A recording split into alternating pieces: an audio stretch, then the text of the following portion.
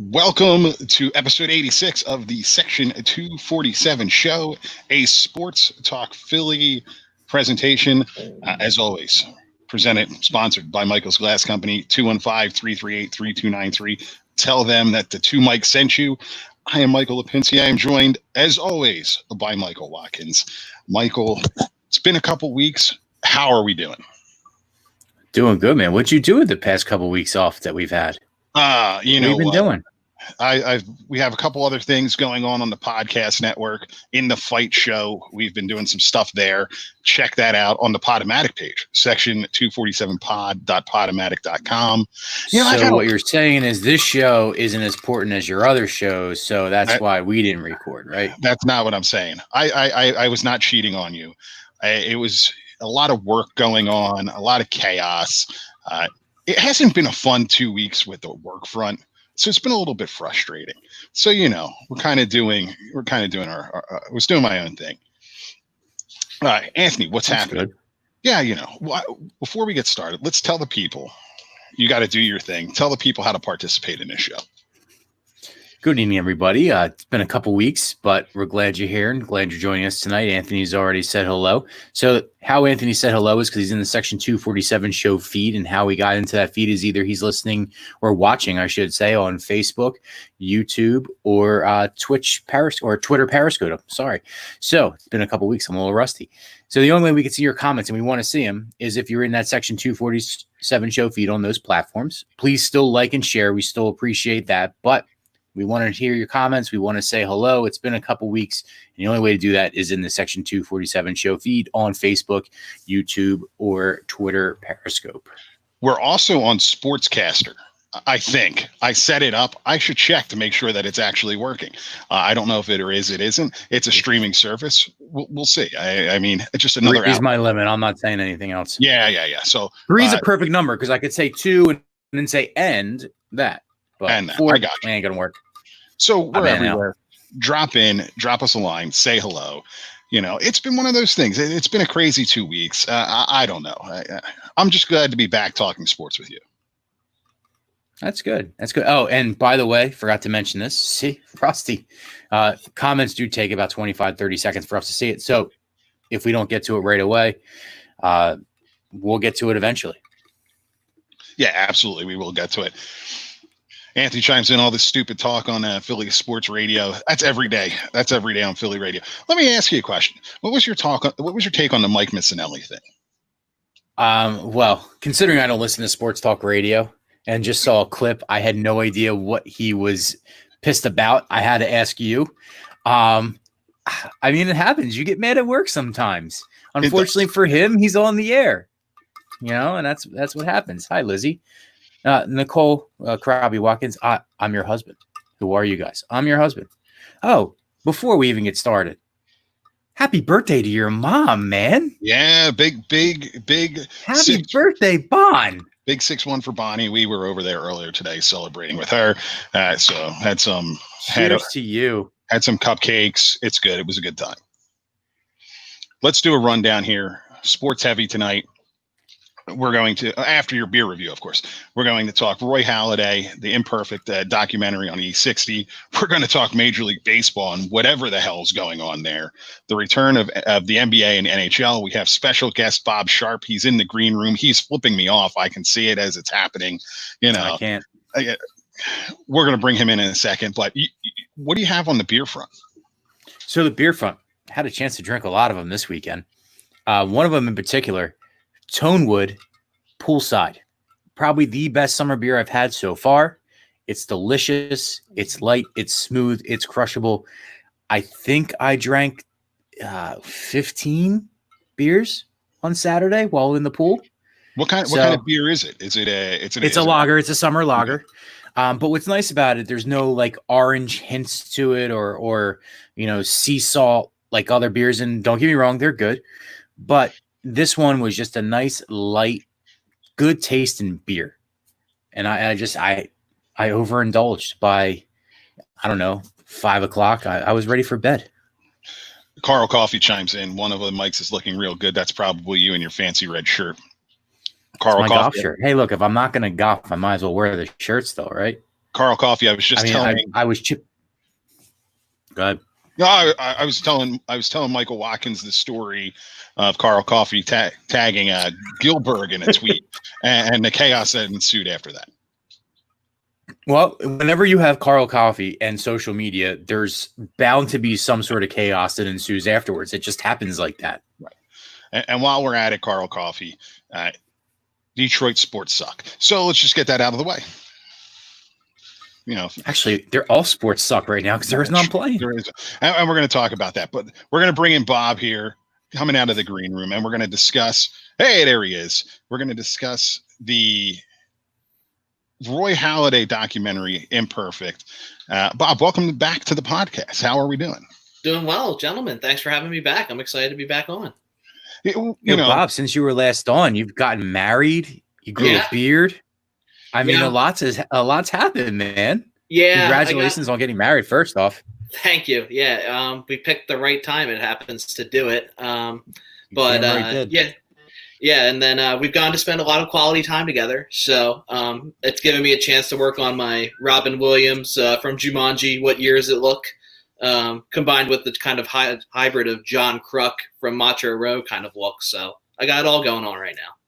You pull it off well, the John Kruk from Macho Road look. You got the right hat. You got the right logo. Yep. Because he did wear that uniform. So it's good to have you back, man. Yeah, thanks for having me. Speaking of John Kruk from Macho Row, WIP is playing because they have no content. They're playing tonight. It's one of the games from the 1993 NLCS on the radio.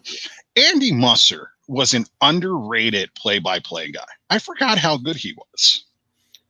Yeah, I feel like now with the broadcast crew that we have, we are realizing how much we took for granted all the other old broadcasters we used to have. Mm-hmm. I know, Michael, you've talked about this, but Chris Wheeler actually, when you go back and have seen some of these replays, he's actually quite insightful, even though he has the annoying no doubles defense or he got some top spin on it and all that crap. But compared to like Ben Davis used to be so great when he was just in the studio and he could go off like Ricky Bowe did. But now that he's part of kind of their payroll and he's kind of got to give the PR statement, it's just so much harder to listen to.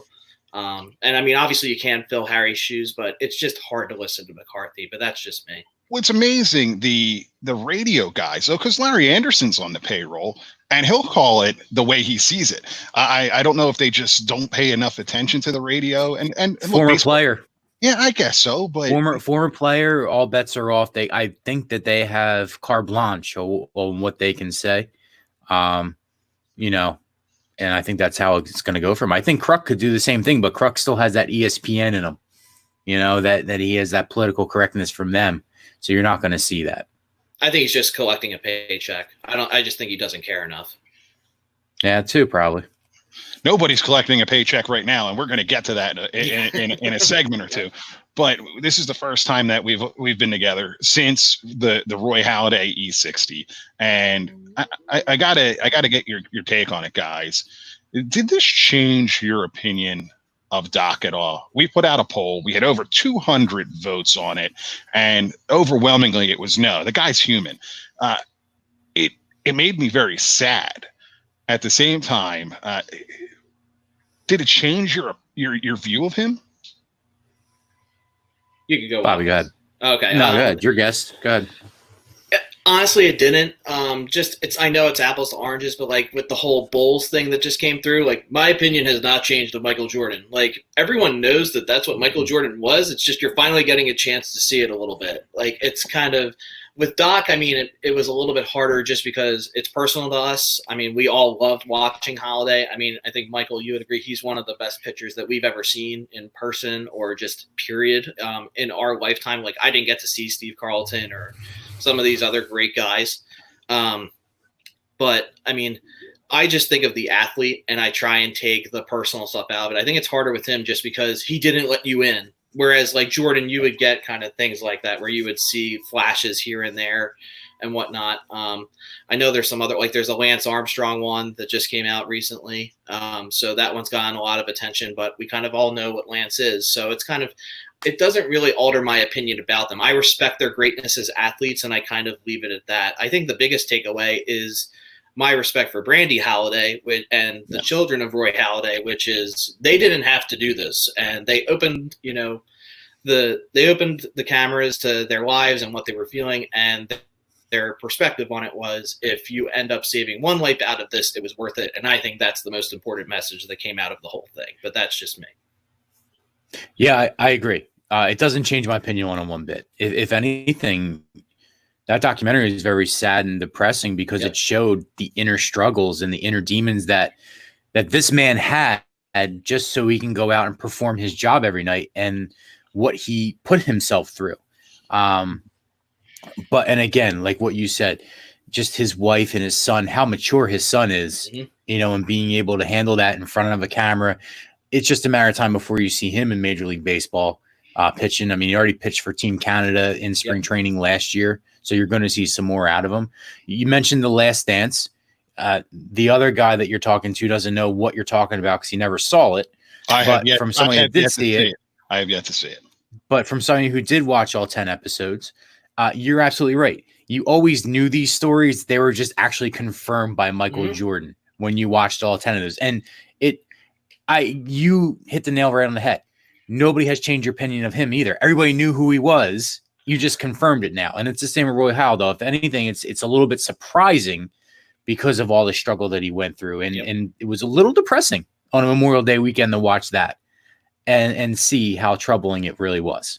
Yeah, so to me, it was more, you knew something was wrong, right? Like when you got to when it came to the end in Philadelphia, because there was a guy that was just dominant for the better part of his career, just dominant. I mean, you're going to watch him pitch. Games are over in less than 2 hours. He's carving people up, and you knew something was wrong. But he's a power pitcher, and power pitchers will break down just overnight sometimes. We have seen that. But I think with him, I think there was one outing in Chicago where that's the game I was just about to bring up, the Chicago game. Yep. He was white as a ghost, and they were saying he's dehydrated. And it's like, all right, he's a big guy. I know it's hot out, but that's when you knew. What really surprised me with that, and there's two things that surprised me. One, it felt a little rushed from ESPN a little bit. I felt like they could have maybe dug a little deeper. Even they showed basically nothing of Toronto except his struggling and being sent down to the minors. It was a lot of Philadelphia base, which, that's great for us, right? And the other thing is only one teammate. The other Major League player was Alex Rodriguez. I thought that was a little odd. You mean to tell me that you couldn't find anybody else to speak on behalf of one of the best pitchers? And the guy you pick is Kyle Kendrick. Yeah. Yeah, I'm not a Kyle Kendrick guy, but look, they were intertwined. Maybe I know the director was on sports radio leading up to the episode. I guess maybe people didn't want to be interviewed for it. They didn't want to go on the record. But I mean, look, his wife did it. Sure. His wife orchestrated it. And anything, his wife did the right thing. He was getting a message out. She said, if it just helps one person tell another person that they're having a problem, this special helped. That's why I'm a little surprised. This also goes to a root problem for Major League Baseball, which is that you don't often have many guys with personalities. I mean, J-Roll and Ryan Howard are the two guys that you can think of are personalities from that whole group. I love Chase Utley to death, but he has no personality whatsoever, and that's fine. That's what made him successful. Yeah. But Mike Trout, no personality. No personality, but I love watching him play. So that's all. That's because Mike Trout plays in Anaheim. That's why he has no personality. But I think the other part is that it's too tragic for them to bring up. It's too hard to talk about. You're talking about what is that? Is it too soon? Is it no? I don't think it is. But I mean, I think it goes back to I remember watching.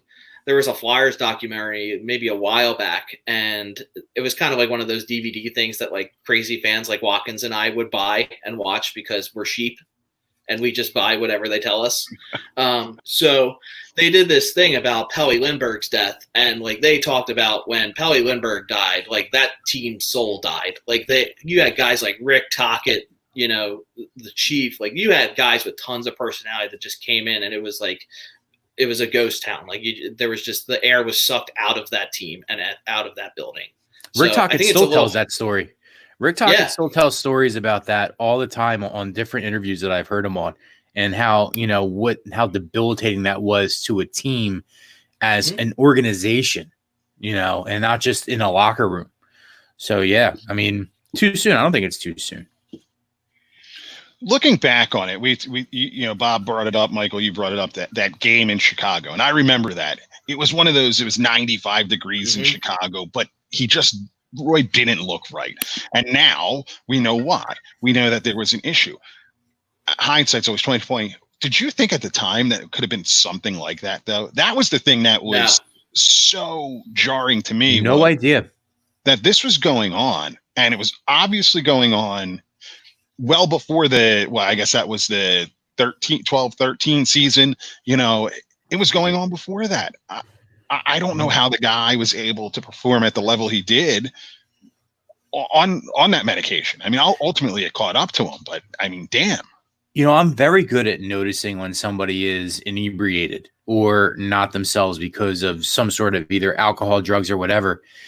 And after watching that, and I've watched those interviews that they replayed, and watching them now, I'm like, holy crap. He was just, and at the time when you're watching that interview, it's probably like, well, he doesn't feel like talking to the media. It's a typical professional athlete. Yeah. Just let me get through this interview and get out of here type of deal. No, it turns out he was just really codependent on some sort of drug at that time. And that's a shame.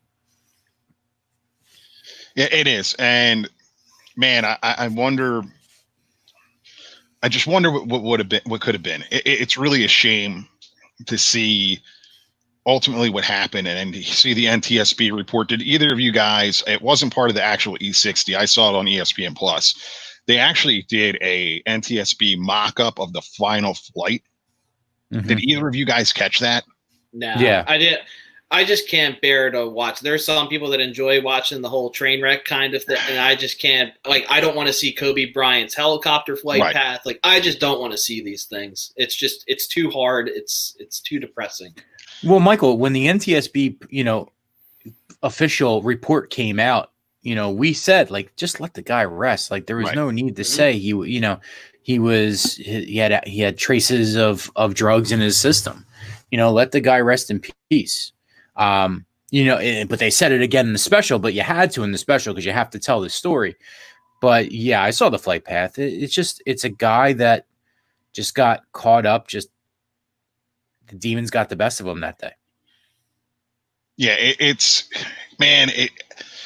sucked watching that. It didn't change my opinion on the guy, and it never will, because people have these demons, and it's very imperative that you get help. And I think this kind of proves it, that even a guy like Halladay was able to go through and get the help that he needed. I would love to know the Philadelphia Phillies teammate that pushed him toward a doctor to get the illegal prescription, but we're not going to. It'll come out eventually. It will come out eventually. Yeah, makes me wonder though. Was there a bigger issue in that locker room? It couldn't have just been him, right? Or was it?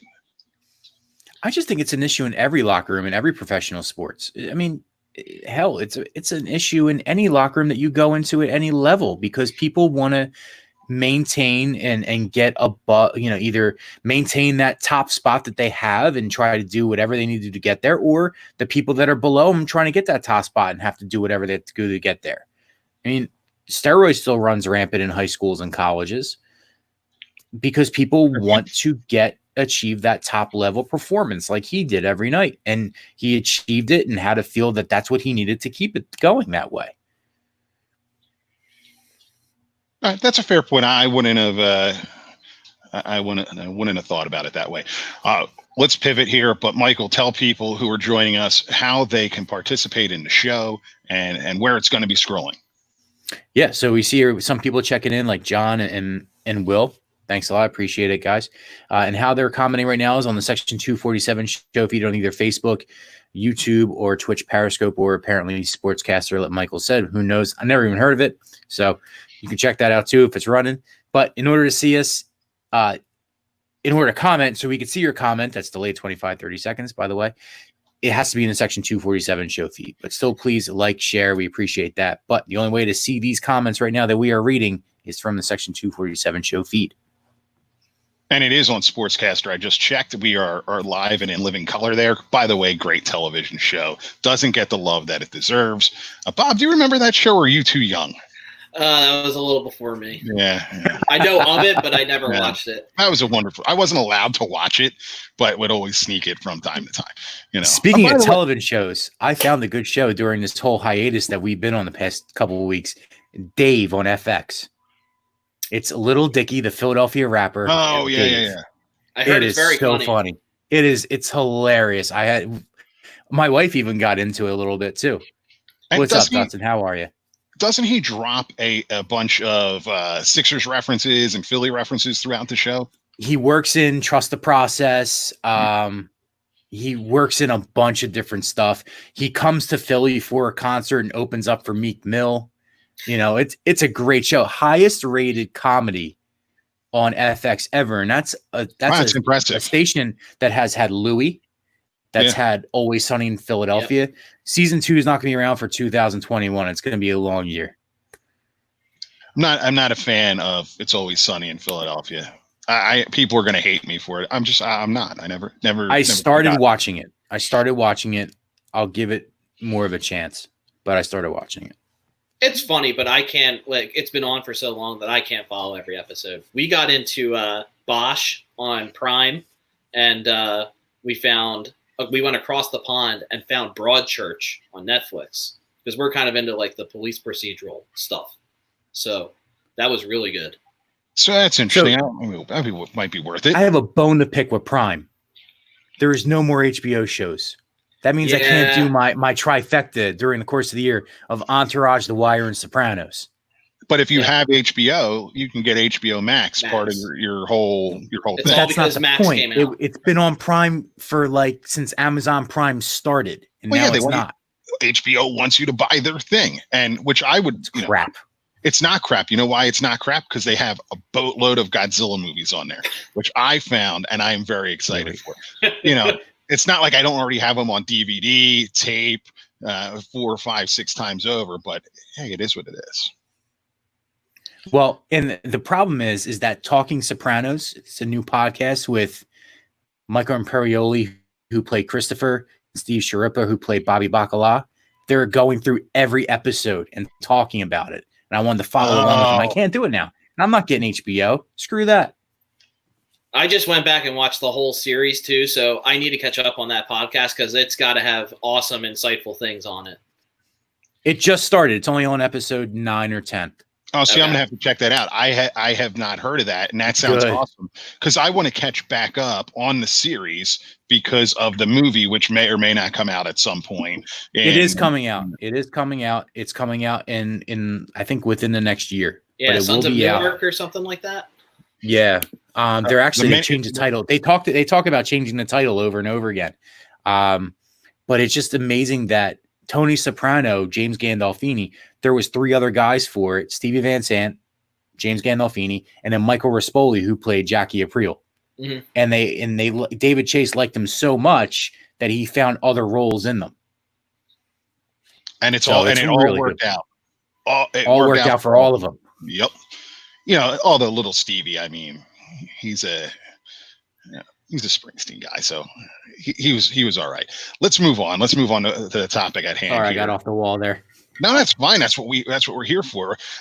Everyone can see our background there at Citizens Bank Park with a full crowd. What the hell is going on with baseball? Who wants to take the lead on this one? Are we going to have a season? Because at this juncture, I don't think so. And baseball is going to say, the owners and the players are going to say, it's the pandemic and blah, blah, blah. This is a work stoppage. This is a bunch of rich bitches on both sides that just don't want to give up. New news just dropped as we were getting ready to go on. I'm going to pull it up here.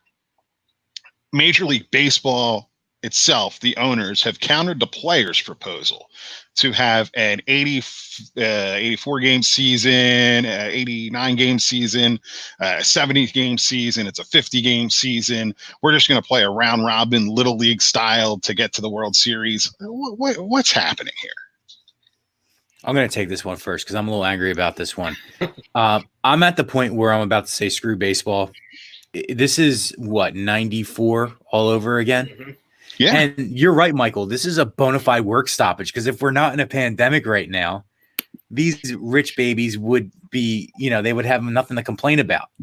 This was the best excuse for them to say, we're baseball players. We're not happy. We're not playing.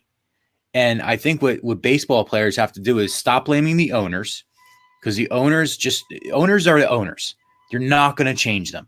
But the players need to be above everything else that's going on right now and see that if they're playing, that it helps everybody out. It's a release for everybody, whether there's fans in the stadium or not. And what else bothers me about baseball players is they're going to do half the amount of work. Why would you get paid your full amount when you're only doing half the job? Give me a break. And I know the agent, they take taxes and commissions. Well, they did agree. Millions. They did agree to a prorated system in March, and then the owners backtracked. The latest proposal, Major League Baseball Players Association proposes 89 games, expanded playoffs, and full prorated salaries. That's as of 8:49. Yeah, 8:49 this evening, an hour ago. That's to. But the thing is, the owners withdrew that in March because nobody thought this was going to go until middle of June right now and still going on. So I get why they did that. And let's face it, the owner's bill is a lot bigger than Bryce Harper's Ocean Prime dinner tab and what he has to pay his agent when he gets paid every week. So get over it. Get back to playing. That's what your job is. Don't you want to go back to the work? I'm sure there's 40 million other Americans that would love to go back to work right now. And you're bitching because you're going to have taxes and commissions taken out of a prorated salary. Give me a break. What's your take here, Bob? I'm just so over it with both. No, you're good. I'm just so over it with both of them. I'm just disgusted at this point. Like the tone deafness and arrogance of both sides at this point is like they really just think that like we're in 1920 and baseball is the greatest sport in the country, and it's not. The NFL is ahead, the NBA is ahead, MLB is probably in third, and NHL is in fourth. And I mean, college football is ahead of all three of them. So, and college basketball might even be with the tournament, especially now with all the legalized gambling and everything. So, like from the money standpoint, like I tend to be more in all sports a players guy because without the players, you don't really have anything. But also you need the owners to pay them the insane amounts of money that they get. Just from a revenue standpoint, I mean, I was looking at it. So the Phillies took in $392 million last year in revenue. So that's with tickets, the $100 million in the television deal, sponsorships, all that stuff. So let's even say that you stayed at that number, but it's been increasing every single year. Yep. So with the expenses, they had $187 million payroll just this year alone. And then you have there was another thing that comes out of their expenses. And I'm losing my train of thought.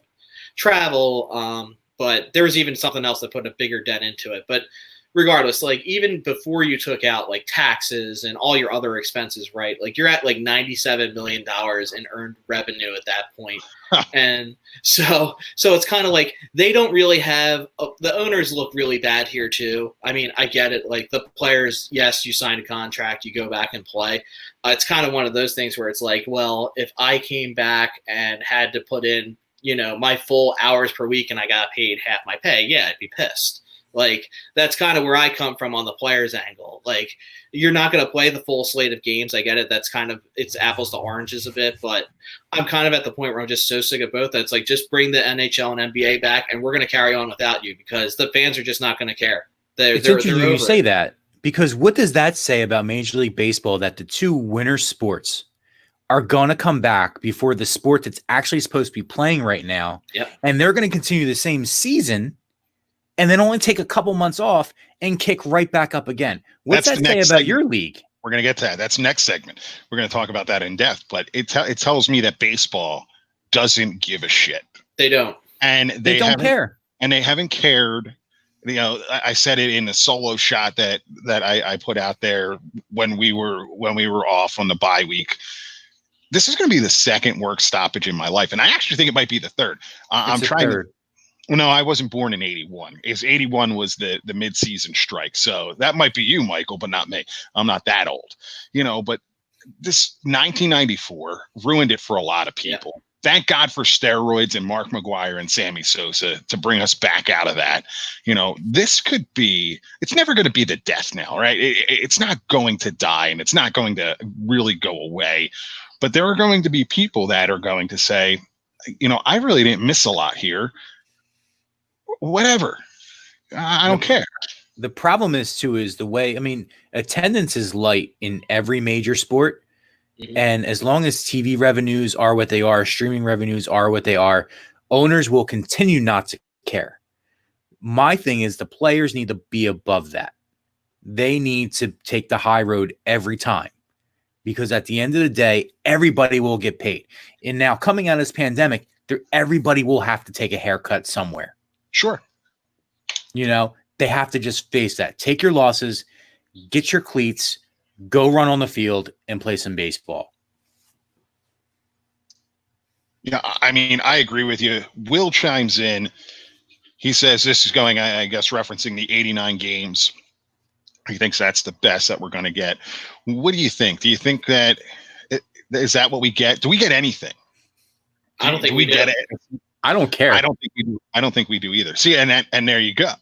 You know, now I'll hold you to that when we're talking about Bryce Harper hitting Harper bombs, you know, Bryce bombs, and we're getting all geeked up as the Phillies make a run for the postseason. I don't care if they come back. If they come back, great. I'll watch a game here and there.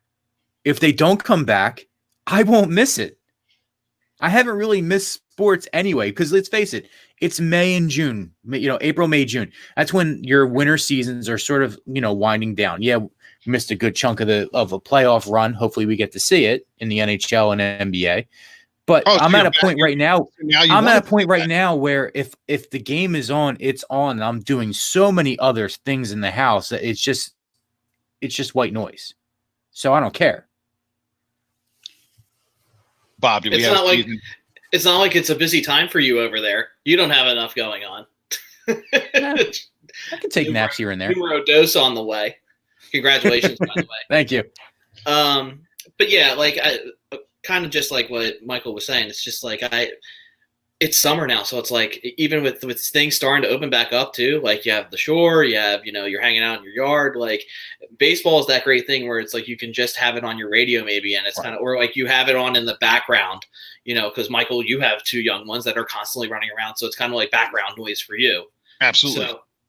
So it's kind of like that great thing to have just in the background. So like, don't get me wrong. Of course, if they come back, I might be in the Jetro lot and it's getting half demolished on day one and I can't go in the park and I might tailgate just because I'm so excited. But at the same time, like, 50 people can go in now. 50 people. No, 100. I think it's 100. It's outside. It's okay. Who knows? I can't keep them straight between the states. But yeah, it's at the point where I think just the tone deafness and the whole lack of awareness in terms of the sport's popularity in the American culture is really kind of, I think the players are overvaluing it much more than the owners. I think the owners are actually absolutely much more realistic. Yep. Absolutely.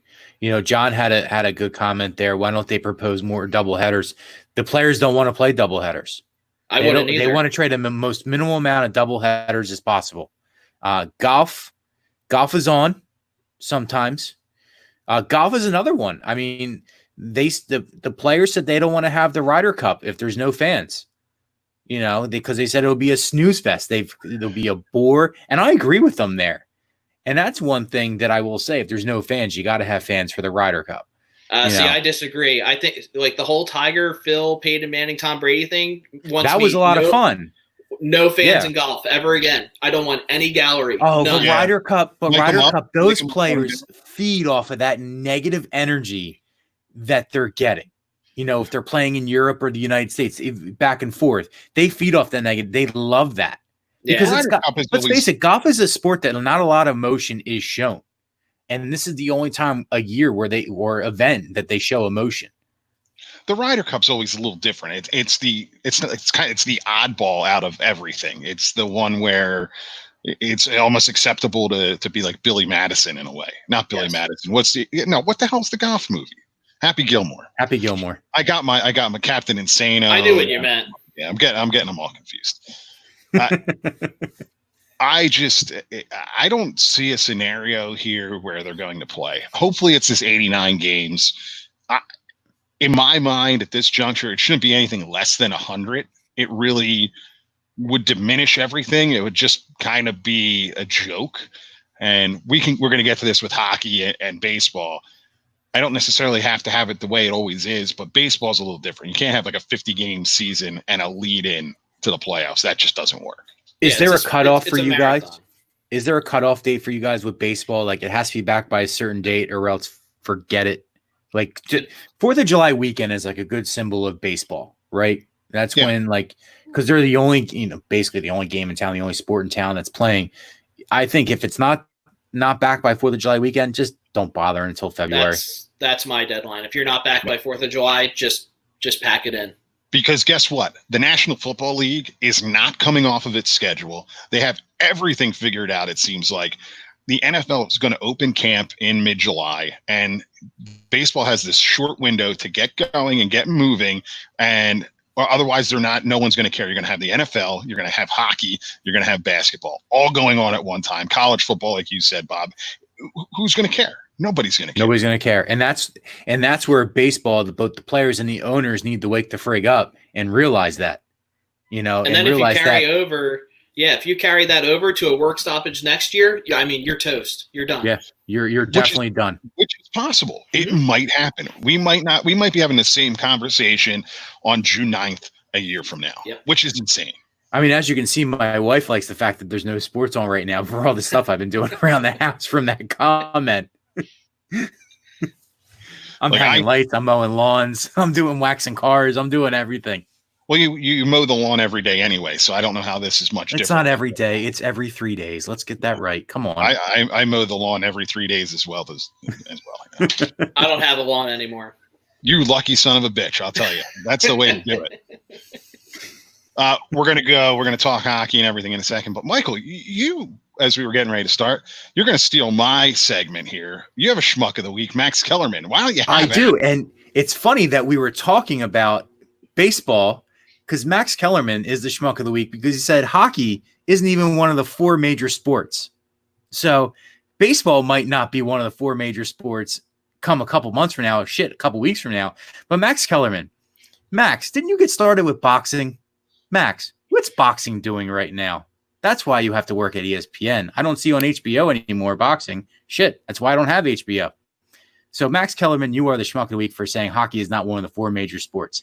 Talk to me in July when people are on the ice skating around and just the intensity is there, and you're hearing now because there's going to be no fans, all the chirping going on, all the pads hitting each other. Let's wait to see how much you think hockey isn't a 4 major sport, Max. I love that Paul Bissonnette invited him to a game on Twitter. That was great. Yeah. And guess what? Bissonnette, that's what he does. If you're a non-believer in hockey, he'll invite you to the game. Yeah, you're going after like the master of chirping. Don't bring your wife or your girlfriend because he's going to steal her after while he's there. So I didn't realize Max Kellerman was still in the game, to be quite honest with you. Look, last time Max I saw Kellerman, him was it Creed 2? Was he even in Creed 2? It might have been Creed. I think he was in Creed 2. He's definitely in 1. But Max Kellerman wants to be Skip Bayless. That's all he wants to do. He wants to be Skip Bayless. Which is not someone you should aspire to be. Yeah, not at all. It's not something you should aspire to be. But it's a joke. He's a joke. He's just his takes are awful. You know me. I'm not an NBA guy. When I listen to him make takes on the NBA all the time, I can throw a dartboard and have better takes than the NBA than he does. All right, well, you said it, so I'm gonna hold you to it. The NHL and the NBA are coming back, and Michael, I'm going to call you out here because you went on a whole rant on Instagram saying, it's the winter, it's the summertime, it's a winter sport, let it go, move on. You seem to be very excited, particularly that hockey is coming back. I knew you'd come back around here, that once the puck dropped, you were going to be all in again. Who said I was? I never said I was excited. Look. Oh, I can tell you have pictures of hockey sticks and Flyers gear. You're getting amped up again. You're getting flyered up. I wear hockey stuff all year round. That doesn't stop me whether they're playing or not.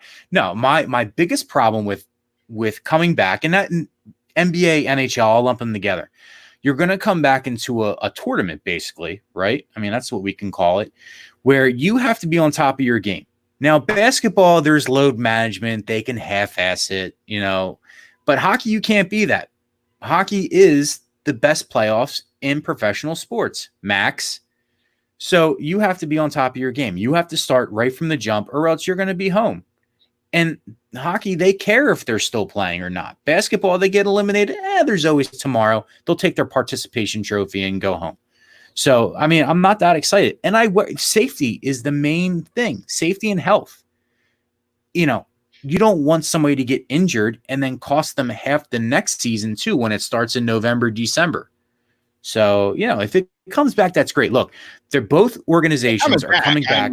They're coming back. They're going to come back for the right reasons because they don't want to hurt the leagues later on down the line and hurt future players coming in baseball. So that's why. And both leagues, the players associations and the owners are on the same page. Imagine that.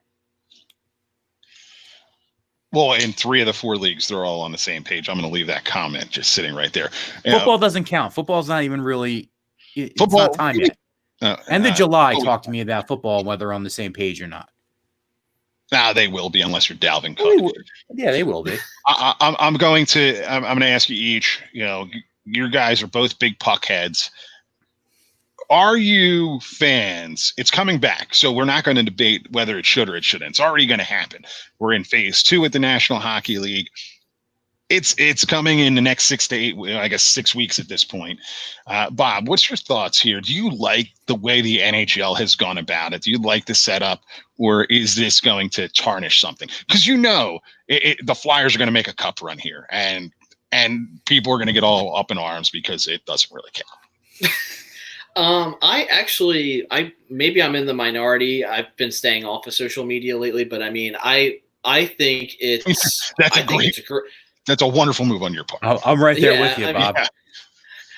But I think the format is awesome. And I'm partially biased in that this benefits the Flyers tremendously in the way that they have this set up, because I like it in that, like, I get it, the NBA, I don't disagree with how they're doing. I understand, like, you do like a few round robin games and then you start the playoffs, whereas like you're hitting the playoffs from the get-go in the NHL. And it's like you got 8 teams in each conference that are going to start a 5-game series right off the bat. There's no playing game, none of that kind of thing going on. You're just going to start 5 games right off the bat. And then the other teams that have the quote-unquote bye, they play each other in kind of like a pool play, almost like World Cup-ish. So you get a chance to determine what seed you're going to be for when those 4 teams come out. So do you like that? Do you like the guys playing? Is that, to me, it seems like it's twofold. It's we want everybody playing at the same time. We don't want a set of teams just kind of sitting there waiting. Do you guys like that there's going to be that pool play to determine the higher seeds, or I do, because 1, you have to earn it, and then 2, you at least get yourself into some semblance of game speed again. Like, I think you would have an advantage actually if you're the team that plays in the first round and then you get the team off the bye. So I'm not concerned about this coming back. I mean, I'm only concerned from the fact of like flare-ups in the 2 chosen cities of COVID-19. That's the one thing I'm concerned about. That's it. But otherwise, my concern actually is more towards next season, because you were going full throttle, full steam ahead in your regular season, your regular routine, what the players are used to. You have a 3-month to 4-month stoppage. Then you have to ramp it up again for 2 more months. Then you stop for maybe 1 month. I think you're going to see a ton of injuries next year because there hasn't been enough of a recovery period going into the offseason. I mean, the NHL is not dumb. The 24 teams, that's pretty well orchestrated. We saw John saying Montreal shouldn't be in there. They got all their teams in. They got Montreal. They got Chicago. They got New York. They got all the teams that might not have made it, in. So their NHL is not dumb. And, John says the Rangers have the best route to go deep. That's absolutely right. And there's one team that voted against this whole 24 team format, the Carolina Panthers. Who do they play in the first round? The Rangers. The Carolina Panthers. Or not the Panthers, the Hurricanes. I'm sorry. I'm say I would hope the Panthers wouldn't be a proponent of playing ice hockey, but hey, you never know what Matt rule. But look, they voted against it because why? They're going to have to play them first. The Rangers are one of the most dangerous teams coming in when this whole pause stopped. The Flyers are getting that bye. If as a Flyers fan, Flyers have a tradition of starting slow. I'd rather them playing like Bob said. That's kind of a disadvantage. I mean, they earned it. Let's face it, they're getting rewarded somehow. It's always nice when you get rewarded. But, Boston, Washington, St. Louis, they're going to come full throttle. Mm-hmm. That's for sure. Because they've been there. They know what it's like to win. They know what they have to do to win. Look at him getting excited.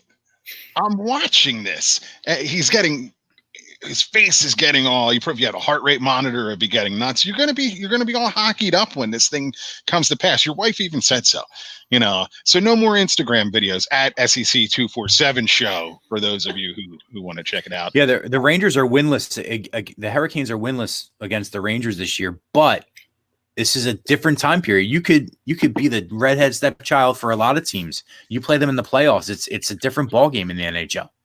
Does this, let's take the Flyers, for example. The Flyers, I guess, make a run. We're going to call it make a run and somehow pull off their first Stanley Cup in 40 years, 45 years? 45 years. Does it count? Is it the same? Or is there a weird asterisk that's going to have to go next to it? Or is it more impressive that they were able to take 3 months off and come back and pull this off? I think it's the latter, especially with the way they were playing before this all happened. Like, this was the team that everyone was scared, crapless to have to face in the first round if the playoffs had started that day. They had gotten points in 8 or 9 out of 10 going into it. So, I mean, they were on a roll. Hart was getting settled in, and they were getting a good rotation with the goalies. So, I mean, they were a team that was going to be reckoned with going into it. So, I think, no matter who wins it, I think it's a heck of an accomplishment no matter what. Like, there's no way it's tainted in any way, or unless you find out later that some sort of crazy Astros thing happened, which what team has benefited more from this whole, shutdown than the Houston Astros? So that's going back to baseball. But I think I think it's even more of an accomplishment. So there you go, guys. That's a good question. It's hard to not say the Avs because the Avs just have so much talent and they're a smaller market. Like the Oilers, you can kind of get because, they're in Western Canada and you have the best player in the league. So, you kind of expected the Oilers to make a jump. Two best players in the league this year. Yeah. So, I think the Avs are very impressive. I love Nathan McKinnon. I think he's great. So, I think the Avs are probably the answer to that question. The Flyers, they're up there, but it's just, I don't know. I think the Avs have just been really impressive because I don't know why. I just think the Western Conference is better. I just think the style of play is different. It's harder to play out there. I just think it's the Avs. Yeah, it's a toss between the Avs or Flyers. The Avs went through a lot of injuries too to their key players, all their key players, Rantanen, McKinnon. They all went down to some degree in injury. Even, their young guy, Cal McCarr, who's unbelievable defenseman. He was even hurt a little bit there. So they had goaltending. Their goaltending was very up in the air.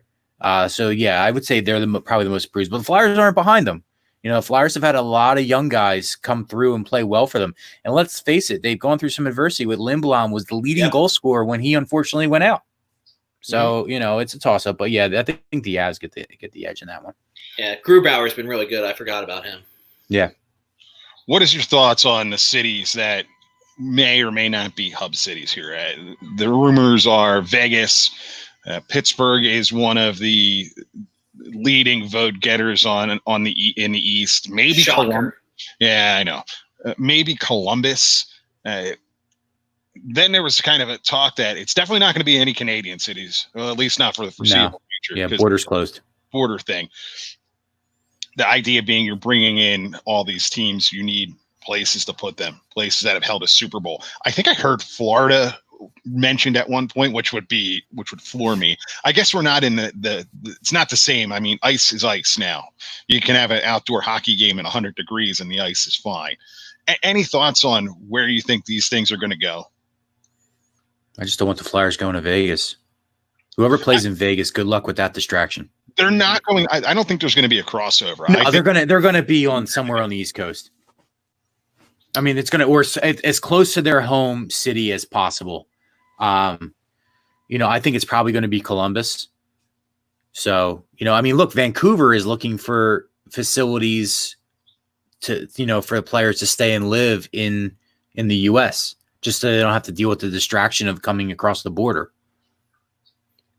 I think from the West standpoint, it's pretty much wrapped up. It's going to be Vegas. Vegas has already opened. I think that the whole idea that you can just have one hotel for all of the NHL teams is a really smart idea. So that way you can help contain any kind of, health risks. And the league, I mean, with the media leaks and all, like they've just made it abundantly clear that they want it to be in Vegas. Like they just want to pump that Vegas train so bad. And, they should have just announced it that, hey, look, we know one of them is going to be Vegas. Well, the Cup final, whoever's playing in the Cup final, it's going to be in Vegas. Yeah. I mean, from the East standpoint, I mean, if there wasn't all of the between the pandemic issues and the political tension that's going on right now, the nation's capital would have been the best place to put it, I think, because you would have had the true middle ground for probably all of the teams that are competing. Sure. I really wish they would put it in Raleigh because that's where I think, it's still kind of towards that. And nobody knows where hockey is really there yet. Yeah, like no one really knows. No one is going to pay attention. So, like putting it in Pittsburgh or Columbus, I just don't get it. I just don't think it's smart. I don't think there's any good that comes out of it. Is the Atlanta Thrashers ice still good? Can we use that?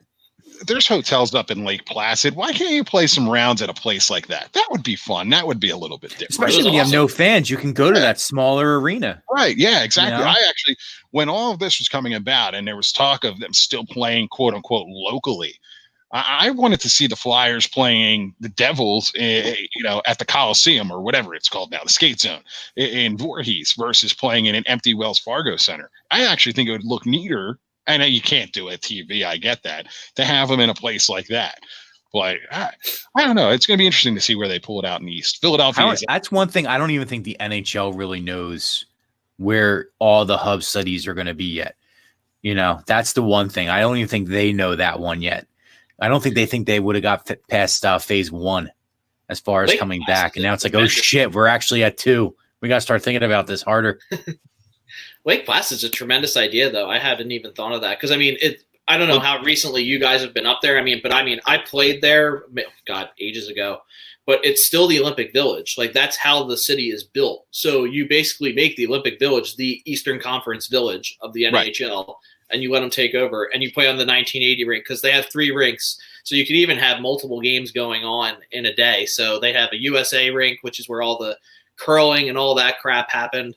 You have the 1932 rink where the 1932 Olympics were, and then you have the 1980 rink where the Miracle on Ice one was. So they have a whole complex where it's not just the Miracle on Ice rink. So they could use it all if they wanted to. So you could even train and practice all of that. Can we just talk about how, since there's going to be no fans and you're going to hear everything, how much of a tape delay it's going to be so you can't hear anything at all? It's going to be like being back in 1980, isn't it? See, I think that they should put out the warning beforehand, and you say, hey, listen, you're going to hear things that you never would have heard before. Would you pay extra so you can hear the unedited official live version and hear it all as it's going on? Absolutely. I have HBO, and they're going to show that on HBO. So, John says Raleigh's going to be out of the question because nothing is open, just like Jersey. Mm. Yeah, I guess that's a lot of it is going to see. Well, New Jersey opened up today. So yeah, for 125 people. It's a small wrestling crowd. That's for another show. Let's talk about the NBA. The NBA is going to Disney. I like the way that they're doing this, sequestering everyone in Disney World. Although it is, people say it's the happiest place in America. It's the worst place in the world. I can't stand Disney, but that's just because I was stuck there for years at trade shows. Kind of neat the way that they're going to do it there. What's your take on it? I wish it was during Food and Wine Festival, because that's when I'd be going. That's my time to be in Disney. That's my favorite time to be there. And they're open back up too. Yeah, in July. We're supposed to go in October, whole family thing, but that's a whole nother conversation. I'm kind of excited with the way they're doing. Not as excited as the NHL, but that's partially because I like the NHL more than the NBA, and partially just because I almost just wanted this Sixers season to be over with.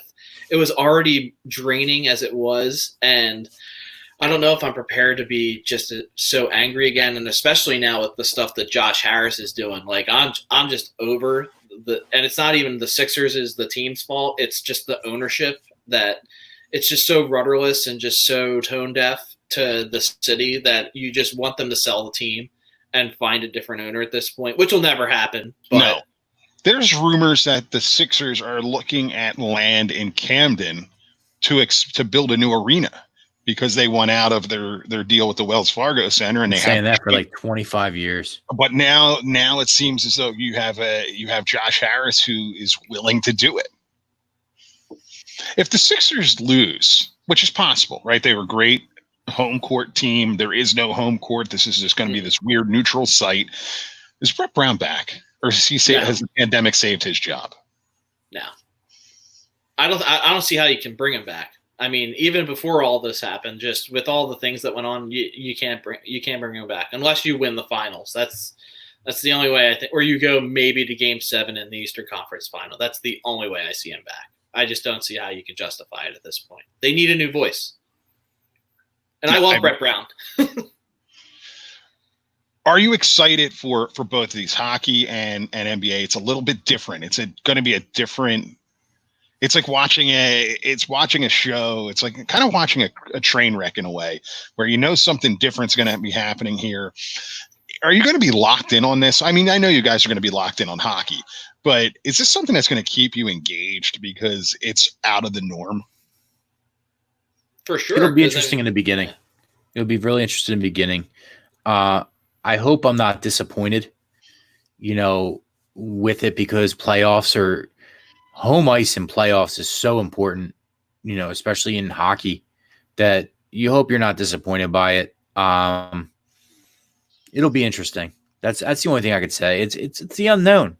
It's really the unknown right now on how everything's going to turn out.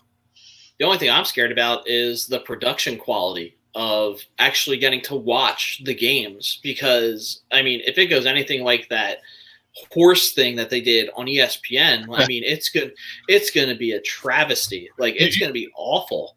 So, have you ever been to Disney? I think the Wide World it used to be called the Wide World of Sports Complex. I don't know what they called it. It still is. Have you ever seen that whole setup down there? It's insane. It's awesome.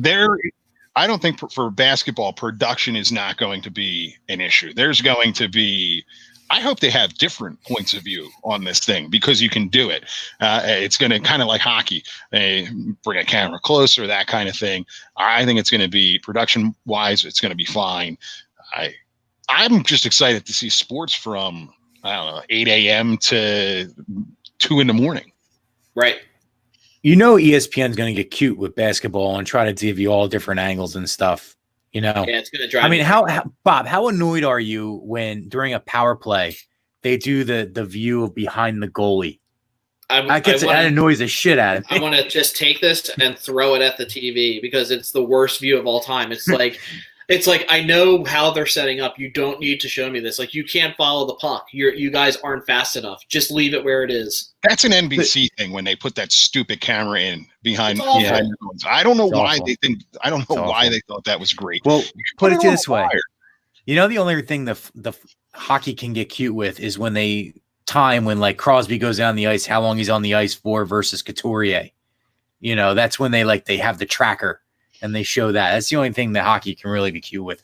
Basketball, you're going to see the guys laying on the bench with 75 towels over their heads because they're hot or they're tired. I'm going to know how many beads of sweat LeBron has on his forehead. Yeah, really. There's going to be a LeBron cam, just like when they do the Crosby cam. It's the worst. I can't wait till the first time one of them has load management day and what everybody says about that. That's what I look forward to. At least Greg Popovich was funny about it. He would at least just say Tim Duncan is out, and then it would just say old in parentheses. Like, at least that was that was good. That was good. Phil's asking, is that the camera that they would use on punts and kickoffs? No, NBC put the camera behind on the boards, on the glass, behind the goalie, behind the nets, and I don't know why. It's remote controlled. It's awful. Yeah, it's just horrendous. Bad. They should put the wire in, though. That would be cool if you put the sky cam over the ice. You can do it now. You're not going to have to worry about anything. It's not going to impede anyone's vision. You know, do it in Winter Classics. Do it here. It'll be fun. I'm looking at Zach's comment about Josh Harris that if he buys the Mets, they'll never win the World Series anytime soon. Well, that is a positive. You want him to buy the Mets. I mean, you really do want him to buy the Mets. And Zach wants to bring back the blue puck tracker, which they're working on. There's actually something that they are working on, a tracker. They used the puck this year. They tried it, right? Well, it's supposedly it's a little bit heavier. They're still working out, but it's supposed to track everything from how much it gets tossed or slapped around, giggity, and how fast the slap shot is. It's been 3 weeks, I have to say it. Yeah, it's true. Remember when you would hit that thing and you get the fire streak coming from it? I'm just trying to set you up here. Look, I'm excited for it. I'm excited for the return of sports. It's going to be interesting. It plays out perfectly for basketball when we were talking about next season, because for years the NBA has been talking about wanting to move to a December-ish start, and that's what they're going to get out of this. It's forever going to shift back that schedule. It's not a bad thing. I think their sweet spot is like right before Thanksgiving comeback, like right at that by Christmas Day. Christmas Day is when NBA season starts for me. That's that's when everyone's locked in. You're all watching from noon until midnight. So, well, gentlemen, we've been at this for a little while. I got nothing else to talk about. Do you guys have anything? I'm good. I'm spent. I'm spent too. I know it's time to go to bed. Bob, thank you for coming on. We will have you back. Michael, why don't you tell people where they can find us on social media and all that stuff? Find us on social media, either on your, again, Facebook, YouTube, Twitter, anywhere, really. Section 247 Show, at Section 247 Show. Follow us, like us, tell a friend, leave a comment, say hello, say we suck, say something. We appreciate it. Absolutely. And we will see you next week. And stay safe out there and talk to you guys later. Thanks, guys.